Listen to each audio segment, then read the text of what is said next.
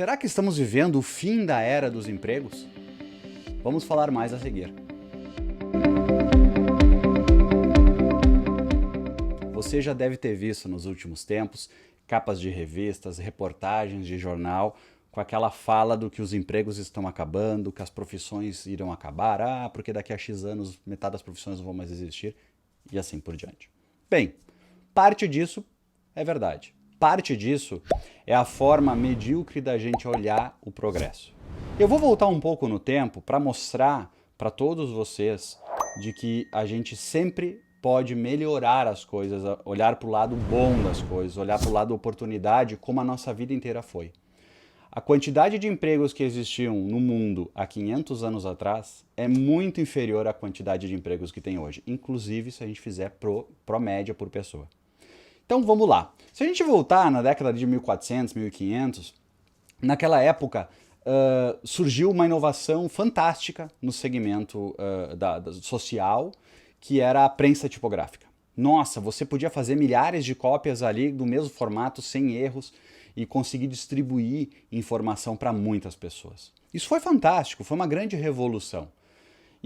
Mas é bom para a gente entender um pouquinho. Antes da prensa existiam os escribas, né? Os escribas existem muito antes, há séculos, há milênios antes do contexto da prensa tipográfica, e os escribas eram os responsáveis, era uma arte poder fazer os símbolos, as escritas, para registrar contextos para as pessoas. E isso foi evoluindo a forma de passar por várias regiões do planeta, egípcios, romanos e assim por diante.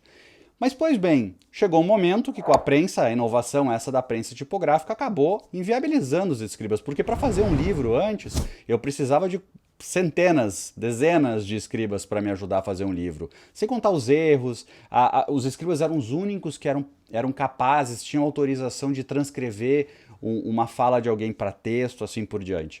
Bem, acabou com isso, um método lento, caro, cheio de erros, se passou a ter um modelo de escala. Foi uma disrupção. E os escribas foram perdendo espaço. Pois bem, aí você para pensar, cara, esse cara que criou aí, esse alemão que criou em 1460 a prensa tipográfica ficou milionário. Pois bem, morreu sem nada. Sabe por quê? Porque a sociedade não estava preparada para aquela tecnologia na época.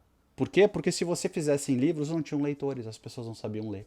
Aí eis que o empreendedorismo acontece, pessoas protagonizam e aí surgem os leitores para as pessoas. Isso também por muito tempo aconteceu. Aí depois os livros começaram a se disseminar, inclusive para os navios.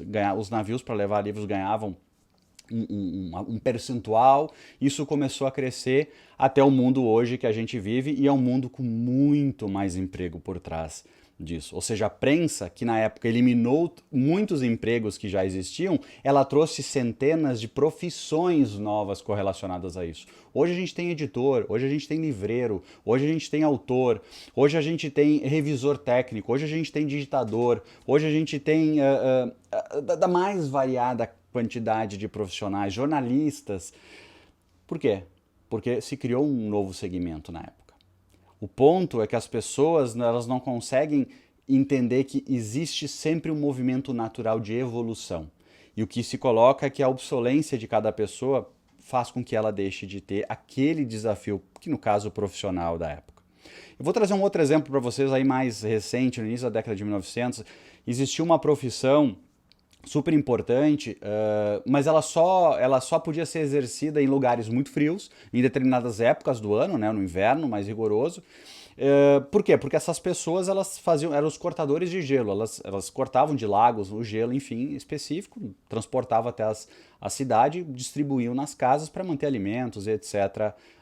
Refrigerados. Uma profissão que cada vez crescia mais. Mas o nível que eu podia escalar esse negócio era muito limitado. O que eu podia fazer? Afiar mais o meu machado, ou a minha serra, botar mais cavalos para transportar, mas eu não tinha modelos de fazer disrupção.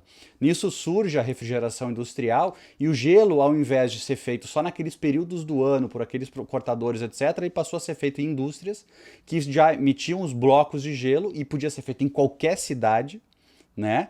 E com isso eu ampliei a capacidade de fazer, ampliei o volume de mercado que eu podia atender a um preço melhor, inclusive. E aí começaram a ter os entregadores de gelo espalhados por todo o país. Pois bem, Acabou com o emprego do cortador e criou-se o emprego, então, do entregador de gelo baseado nas indústrias. Eis que em 1927 lançam o refrigerador pessoal. O que aconteceu com isso? Você fazia o seu gelo em casa, você refrigerava os seus alimentos em casa. Acabaram com as indústrias. O interessante é que nunca o antigo profissional assumiu o papel do novo, porque ele não se permitia. O cortador não passou a ser o entregador e o entregador não passou a ser o produtor do refrigerador. Essas disrupções a gente tem, assim, dezenas na nossa sociedade. No momento que a gente fala hoje com a pandemia, e esse assunto ele é mais sensível hoje pela espécie de lockdown que nós passamos em algumas regiões do planeta, principalmente aqui no Brasil e coisas do tipo, potencializam o desemprego pela falta de movimentação do comércio. E ameaçam muitas profissões.